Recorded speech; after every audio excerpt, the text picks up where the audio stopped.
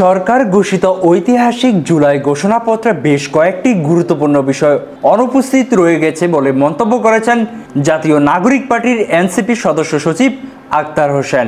জুলাই ঘোষণাপত্র এবং অন্তর্বর্তী সরকারের প্রধান উপদেষ্টার ভাষণ নিয়ে নিজেদের প্রতিক্রিয়া জানাতে আয়োজিত সংবাদ সম্মেলনে একথা বলেন তিনি।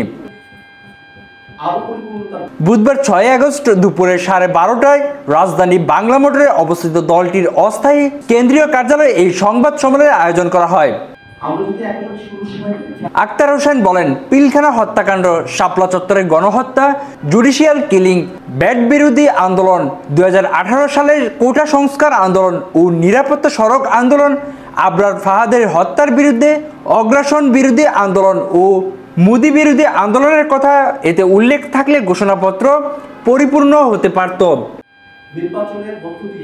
গত 16 বছর ধরে বাংলাদেশের মানুষ আরও অসংখ্য আন্দোলন সংগ্রাম করেছে জানিয়ে তিনি বলেন, ইতিহাসের এই পর্দায় আমাদের জাতীয় জীবনে দীর্ঘমেয়াদী ছাপ রেখে গেছে। সেই বিষয়গুলো উল্লেখ করলে জাতির জন্য আরও গর্বের হতে পারত।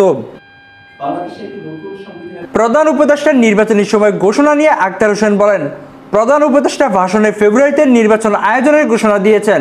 আমাদের আপত্তি নেই, তবে নির্বাচনের আগে বিচারকের দৃশ্যমান করা এবং সংস্কার করা এটি এই সরকারের কর্তব্য। শাহাদাত হোসেন, স্বাধীনতা টিভি বাংলা, ঢাকা।